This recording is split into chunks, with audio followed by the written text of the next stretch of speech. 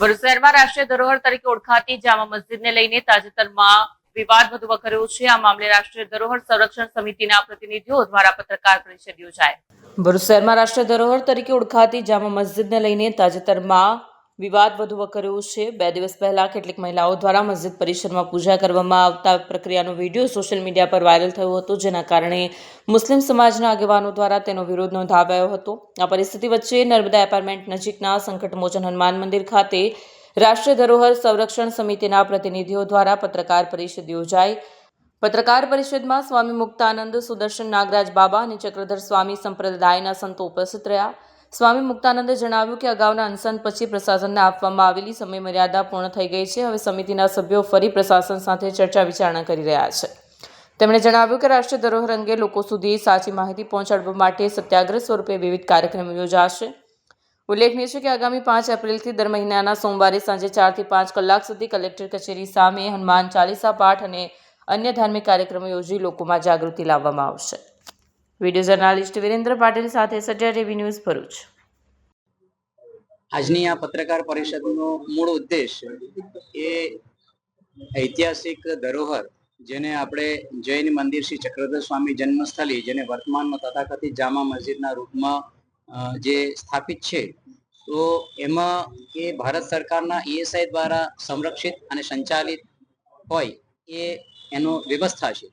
પણ ક્યાંક ને ક્યાંક આ ધરોહર એ ભારત સરકારના નિયમ એટલે ઈએસઆઈના નિયમ આધારિત જે સંરક્ષણ સંચાલિત થવી જોઈએ એ પૂર્ણ રૂપે થતી નથી. તો એને ફરી પાછી એ દિશામાં એટલે સંરક્ષણ સંચાલિત નિયમબદ્ધ થાય એ ઉદ્દેશથી આપણે આ પરિષદ કરીશું. તમારા અનશનને 2 મહિના પૂરા થયા, તમે ફરી કશું છે તમારે? અનશનને 2 મહિના થયા. અનશન સ્થગિત કરવામાં આવ્યો હતો, પરંતુ એ કલેક્ટર સાહેબને મળ્યા પછી, એસપી સાહેબને મળ્યા પછી જે કંઈ પણ સંવાદ થયો છે એની અંદર એક વિષય એ પણ છે કે જે કંઈ પણ પ્રક્રિયામાં જે થશે બધું નિયમબદ્ધ કરવાનું છે, નિયમબદ્ધ થશે, પણ એક સમયની એમણે અપેક્ષા કરી છે અને એ સમય અપેક્ષિત કરવામાં અમને કંઈ વાંધો નથી. પણ તેમ છતાં સમાજને પણ આપણે જાગરણ કરવું, સમાજને પણ સાચી માહિતી પહોંચે અને સમાજની અંદર પણ કોઈ પણ પ્રકારનો ભ્રમ ના ઉત્પન્ન થાય, જેથી સમાજનો કોઈ પણ વૈમનસ્ય ના વધે, એ ઉદ્દેશથી જાગરણ સંબંધિત એટલે સત્યાગ્રહ સંબંધિત કાર્યક્રમનું સ્વરૂપ નક્કી કર્યું છે. એ મંદિરોમાં મહાઆરતી અને મહાઆરતીના માધ્યમથી ત્યાં આગળ આ વિષયની વિસ્તૃત તથ્યાત્મક જાણકારી અને બીજી કાર્યક્રમ જે કલેક્ટર કચેરીના બહાર 4 થી 5 પ્રતિ સોમવાર એ હનુમાન ચાલીસા અને પુરુષોત્તમ યોગના પાઠના માધ્યમથી સત્યાગ્રહનો કાર્યક્રમ અમે નક્કી કર્યો છે. આ જે બુક છે એ સમાજના જાગરણ અને તથ્યાત્મક વિષય સમાજ સુધી પહોંચે એનો ઉદ્દેશ્ય છે. ઈએસઆઈના માધ્યમથી માત્ર ને માત્ર આ ધરોહરને 13મી શતાબ્દી સુધી મર્યાદિત કરવામાં આવી છે, જે સાચી અને પૂરતી માહિતી નથી. જ્યારે આ મૂળ ધરોહર એ જૈન પરંપરાથી એટલે ઈસા પૂર્વથી આનું અસ્તિત્વ ધરાવે છે. લગભગ 2000 વર્ષ પૂર્ણી આ ધરોહર છે અને આ ધરોહરને એના મૂળ સ્વરૂપથી જાણવા માટેની માહિતી છે, તથ્યાત્મક છે. અને એ જ ક્રમથી આગળ વધતા એટલે 12મી શતાબ્દીમાં શ્રી ચક્રધર સ્વામીજીના જન્મસ્થળીના રૂપમાં પણ આનો સંબંધ છે. તો એ દ્રષ્ટિએ પણ એનો ઐતિહાસિક બાબતો આની સાથે આપી છે. અંદરની કેટલીક એવી ફોટોગ્રાફી કે જે સમાજ સુધી પહોંચવી જોઈએ, એને પણ ધ્યાનમાં આવવું જોઈએ કે કેટલી જે તે વખતની આપણી ધરોહર એનું કલાકૃતિ શું છે, એનું મહત્વ શું છે, એને પણ સમાજ જાણે એ ઉદ્દેશથી ફોટોગ્રાફીનો પણ એમાં ઉલ્લેખ કરવામાં આવ્યો. જામા મસ્જિદ ટ્રસ્ટ છે તેમણે તમારા ઉપર લગાવ્યું કે તમે કે કેટલાક તત્વો આને કરે છે અને શાંતિ દોહરાવવાનો પ્રયાસ કરે છે, એમાં શું આરોપ લગાવવો એ દરેક વ્યક્તિ પોતપોતાની મનોદશા પર નિર્ભર કરે છે, પરંતુ આપણે આ તમામ જે કંઈ બી ઘટનાક્રમ છે એને નિયમબદ્ધ કરવામાં માનીએ છીએ. નિયમને તોડવાની કે નિયમ તૂટે એને ચલાવવા દેવાની વ્યવસ્થામાં માનતા નથી. એટલે નિયમ બધા માટે લાગુ પડે, કારણ કે આ સાંજી વિરાસતના રૂપમાં એટલે રાષ્ટ્રીય ધરોહર છે, પ્રત્યેક નાગરિકનો આનો સીધો સંબંધ છે. એટલા માટે એનું સંચાલન, એનું સંરક્ષણ ઈએસઆઈના માધ્યમથી ક્યાંક ને ક્યાંક થાય એ જ મુખ્ય ઉદ્દેશ છે. બાકી કોઈ પણ પ્રકારનું સામાજિક વાતાવરણ બગડે એવા પ્રકારના ઉદ્દેશથી આ કોઈ કાર્ય થવાની અમારી કોઈ યોજના કે અમારા કોઈ કાર્ય છે નહીં. શું કે મંદિર હોવું કે એનું અન્ય સ્વરૂપ હોવું એ ESI ના નિયમની વ્યવસ્થા પછી જ આગળ લાગુ પડે છે. મૂળભૂત આપણો ઉદ્દેશ અત્યારે મંદિર કે એ અન્ય કોઈ સ્થળ છે એ નથી. આપણો ઉદ્દેશ માત્ર ને માત્ર એ ESI ના નિયમ દ્વારા સંરક્ષણ અને સંચાલિત થાય, નિયમોનું પાલન થાય, એ જ મુખ્ય ઉદ્દેશ છે. બાકી એનાથી હટીને કોઈ પણ પ્રકારની આપણે એમાં કોઈ વાત નથી.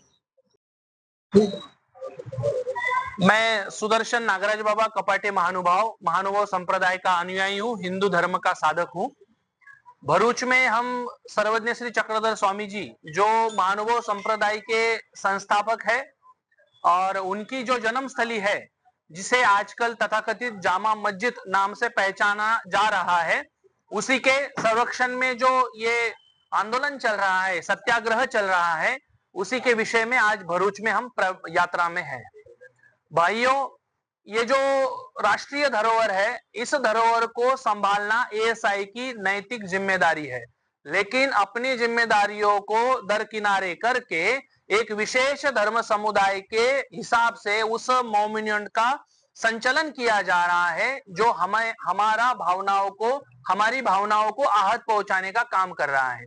भाइयों, इस भारत का जो भी नागरिक हो उसे वहां पे मुक्त संचार करने का पूर्ण अधिकार है और नियमों को साथ में रखकर वहां पे मुक्त रह सकता है, बस सकता है, बात कर सकता है, घूम सकता है। लेकिन एक विशेष समुदाय जो है वो जैसे कि हमारी ही ये पूरी प्रॉपर्टी है और आप यहाँ से बाहर जाइए, यहाँ मत रुकिए, इस तरीके से हमारे जो साधक वहां आते हैं, सर्वज्ञ श्री चक्रधर स्वामी जी के जो अनुयायी वहां आते हैं, हमारी जन्मभूमि देखने के लिए जो आते हैं, उन सबको दरकिनारे करने का काम एक विशेष समुदाय बार बार किया जा रहा है।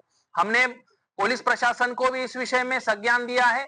मुक्तानंद स्वामी जी के नेतृत्व में जो ये सत्याग्रह चल रहा है उनको भी हम बार बार ये बताते रहते हैं, लेकिन नियमों को हम मानते हैं, नियम हमारे लिए है, ऐसा ही हमें प्रतीत हो रहा है। जो नियमों को तोड़ना जानते हैं उनके लिए कोई कार्रवाई होती एएसआई की तरफ से नहीं दिखाई दे रही है और इसके लिए हम यहाँ पर आज एकत्रित हुए हैं। अच्छा, आप महाराष्ट्र से यहाँ तक, हमारी मांग ये रहेगी कि भारत सरकार ने जो एएसआई डिपार्टमेंट बनाया हुआ है उसके नियमों को पूरी तरीके से सभी के लिए वहां पे पालन किया जाए, कोई भी नियमों को वहां पे तोड़ा न जाए। वहां पे एक महत्वपूर्ण नियम मैं आपको बताता हूं शॉर्ट में, उस मॉन्यूमेंट के बाजू में 100 मीटर के भीतर कोई भी कंस्ट्रक्शन नहीं दिखना चाहिए, ये पूरे भारतवर्ष का नियम है। लेकिन आप अगर वहां जाओगे तो आप देख पाओगे दीवार को दीवार लगा के घर बना के बैठे हुए हैं। उसके बाद एक बार एएसआई ने अपने कब्जे में लेने के बाद वहां पे कोई नया निर्माण नहीं हो सकता, लेकिन आप देखोगे वहां जाकर बहुत सारा नया निर्माण वहां पे हो चुका है। इसी से हमें पता चलता है कि एएसआई पक्षपात करता है, हिंदुओं को दबाना और एक विशेष समुदाय को उकसाना, ये काम एएसआई कर रहा है। इसलिए हम सब हिंदू लोग उस विषय में यहाँ पे सत्याग्रह के लिए इकट्ठा हुए हैं। चक्रधर स्वामी जी का मंदिर बनेगा या क्या बनेगा वो हमारा विषय नहीं है। हमारा विषय है कि सबको मुक्त प्रवेश वहां मिले, एएसआई के नियमों को वहां पे पूरी तरीके से लागू किया जाए।